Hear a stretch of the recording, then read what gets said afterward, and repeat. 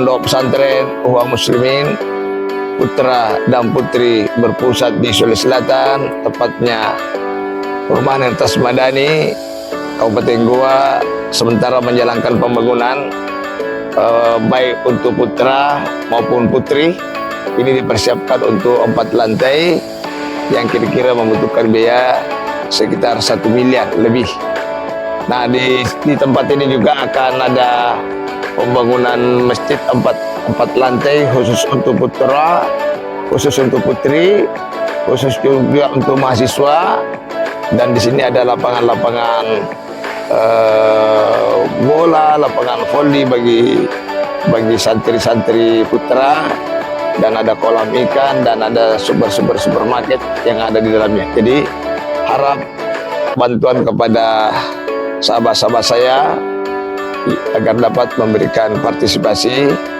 Semoga pondok ini bisa berjalan dengan baik pembangunan fisik maupun pembangunan material. Nah, oleh sebab itu, bagi sahabat-sahabat saya, para simpatisan, mudah-mudahan bisa menyalurkan sebagian rezekinya di Yayasan Uhwah Muslimin, yaitu BSI rekening 10546665225 atau konfirmasi admin 081 9372 91207. Assalamualaikum warahmatullahi wabarakatuh.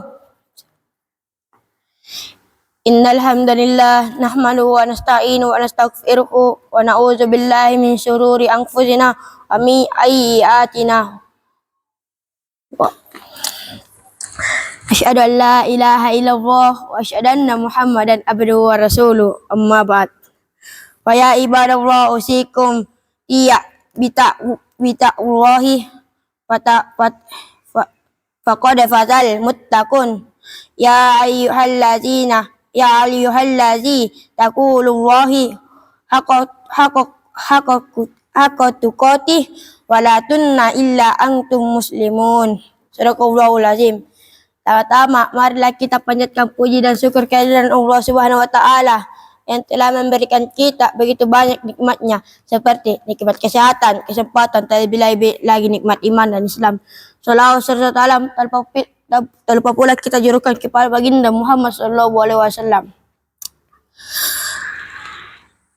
Judul khutbah kali ini, dorongan menuntut ilmu, dorongan mencari ilmu. Allah berfirman, yarfa'illahu allazina amanu minkum wallazina utul ilma darajat. Allah akan meningkatkan derajat orang-orang yang beriman di antara kalian dan orang-orang yang telah diberi ilmu. Nabi sallallahu alaihi wasallam bersabda, wa idza matal abadun qada'a amalahu illa min salasin salaqatin khosiriyatin au ilmi tafa'u bihi min ba'dihi aw waladin solihin yada uluhu. Bila seorang hamba telah meninggalkan, maka putus segala amalnya kecuali 3, yaitu sedekah jariat dan atau ilmu yang bermanfaat. Sepeninggal anak saleh yang mendoakan kepadanya, marilah kita belajar ilmu. Niscaya nama baik kita yang dikenal oleh orang-orang sepeninggal kita. Karena kesan dan pengaruh ilmu itu akan tetapi ada rezeki ahli yang telah meninggal. Oleh karena itu, ulama-ulama yang telah mencari derajat ma'rifat kesan-kesan mereka senantiasa berpuji, aliran mereka dihormati, akhtiar mereka diterima, dan sebut mereka leluhur.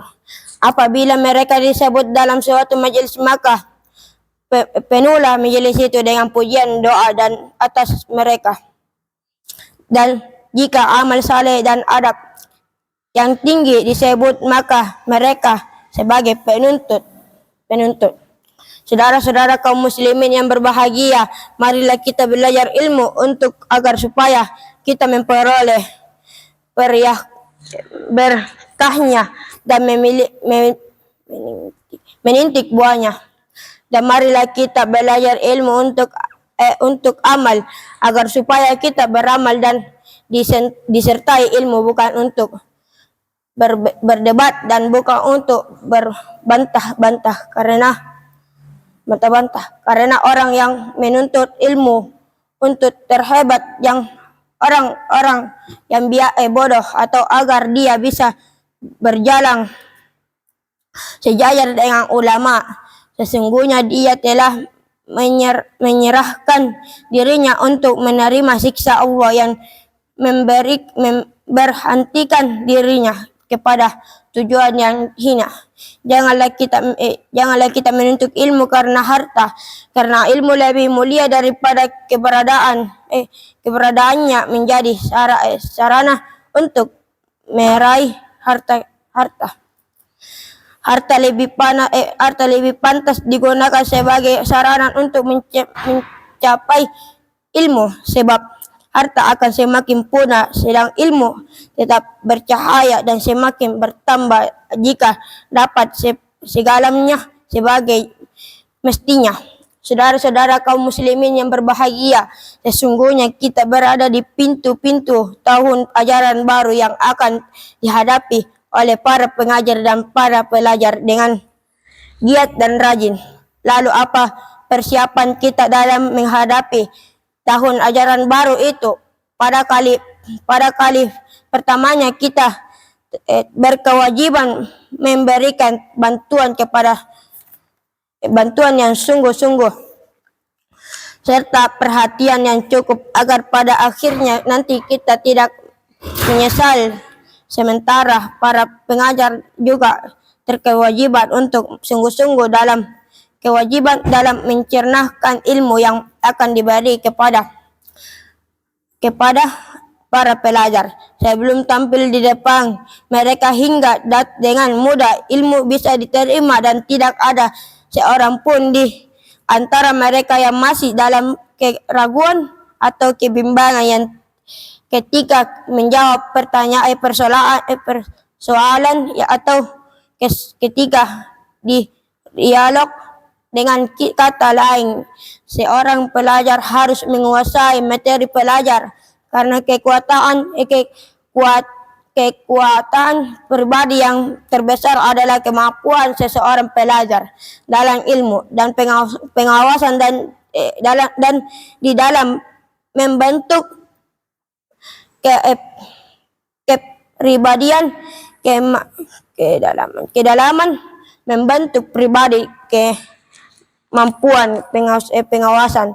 Oleh karena itu martabat seorang pengajar akan jatuh bila ia gagap menyampaikan di depan para anak didiknya, apalagi terjadi salah dalam menjawab pertanyaan, maka selamanya anak didiknya tidak akan percaya akan bobot kemudian keilmuannya. Harus mengadakan persiapan yang cukup matang di samping tabah dan sabar.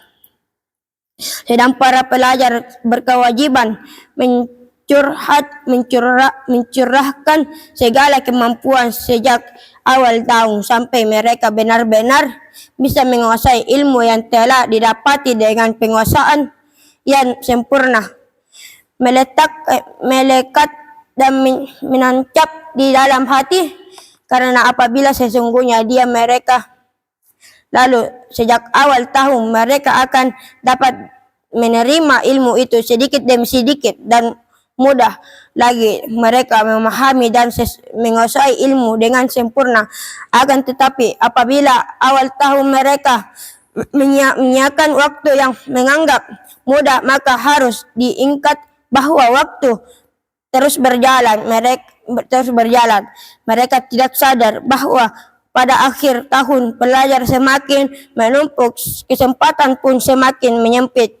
tidak cukup untuk memahami dan menguasai ilmu, tentu mereka akan menyesali ketika penyesalan tidak berguna lagi.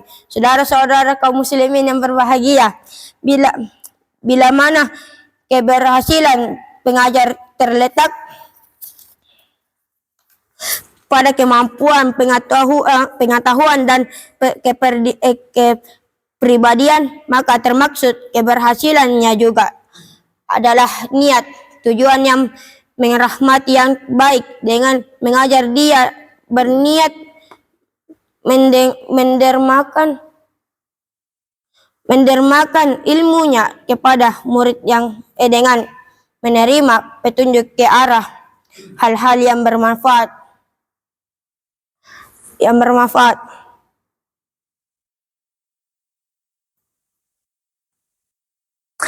Yang berkaitan dengan urusan-urusan agama yang di dunia, benar-benar ada kesan yang dalam di samping ia tampil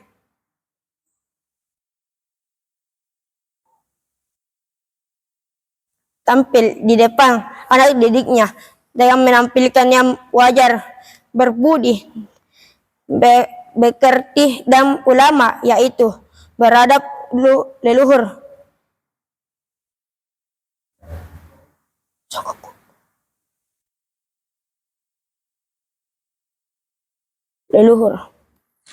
Di mana pengakalnya adalah pegang teguh pada syariat Allah yang petunjuk Rasulullah SAW, agar supaya ia menjadi teladan dan dalam ilmu dan amal.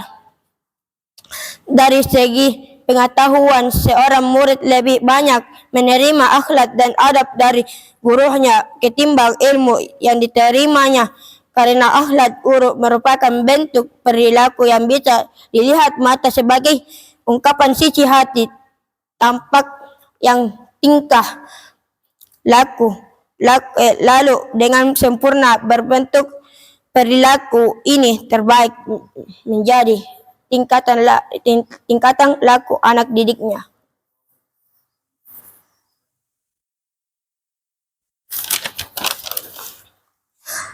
Barakallahu wala firqut wa karim wala wana wa'ni wa iyyakum minal ayati wa zikrillakim wa mata wa taqabalah minni wa minkum tilawatahu innahu was samiul alim.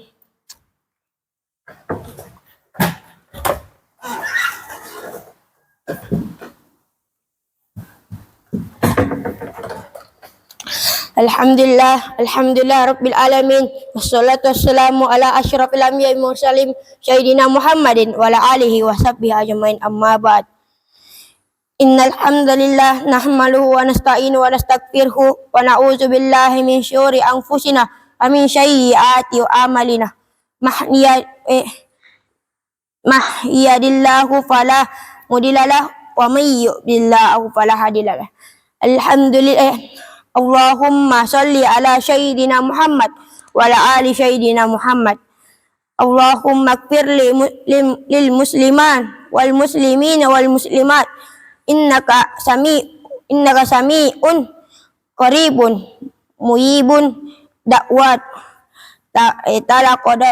talaqadil hajar.